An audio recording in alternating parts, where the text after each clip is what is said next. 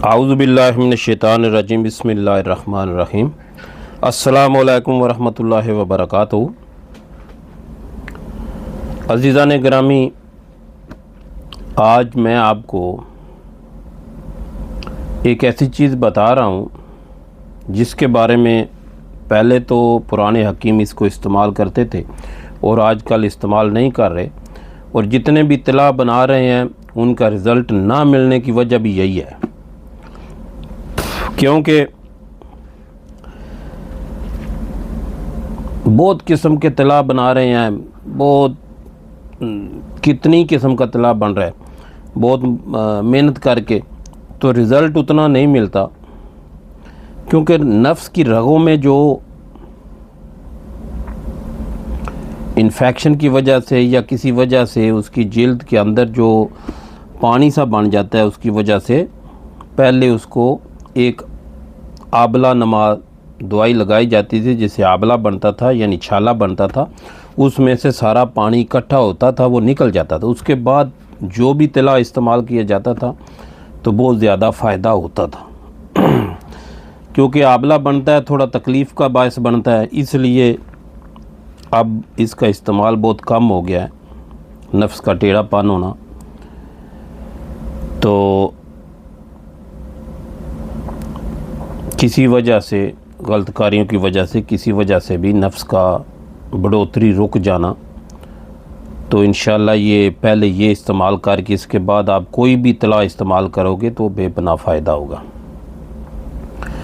तो आप समझो, क्योंकि मौज़ू इस किस्म का है कि ज़्यादा ओपन गुफ्तगू इसके बारे में नहीं की जा सकती, तो मैं आता हूँ सीधा नुस्खे की तरफ। शंगरफ आपने लेना है 6 माशा, मगज़ जमाल गोटा 1 ग्राम, आग का दूध, मदार का दूध 2 तोले 20 ग्राम, शहद खालस हस्बे ज़रूरत।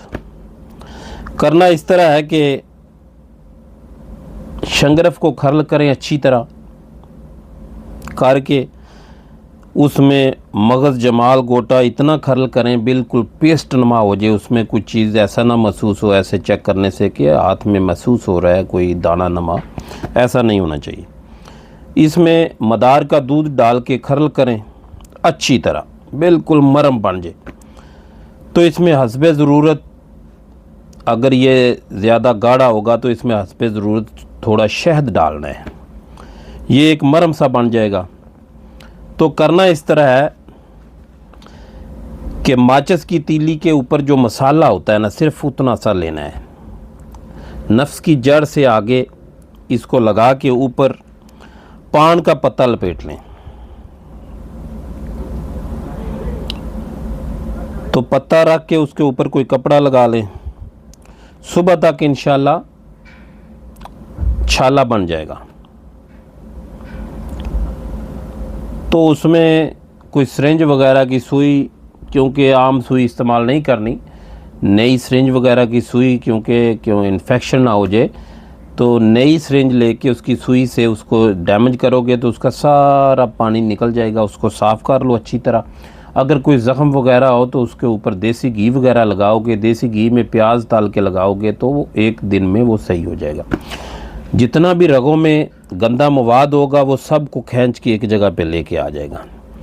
तो इंशाल्लाह इसके बाद आप जो भी तिला इस्तेमाल करोगे तो आप उसके फ़वाइद अपनी आँखों से देख लोगे, हैरान कुन फ़ायदा होगा।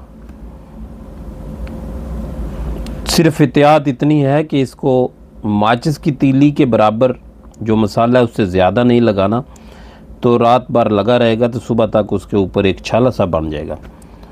तो उसका पानी निकाल देना है, बाद में उसमें देसी घी वगैरह लगा लेना है, प्याज को हीट करके।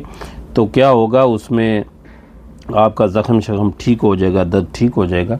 इसके बाद आप कोई भी तिला लगाओगे तो सोने पे सुहागे जितना असर होगा। आप जिन लोगों को ये प्रॉब्लम है तो वो लगाएं और दुआ में याद रखें। अस्सलामु अलैकुम वरहमतुल्लाहि वबरकातुहू।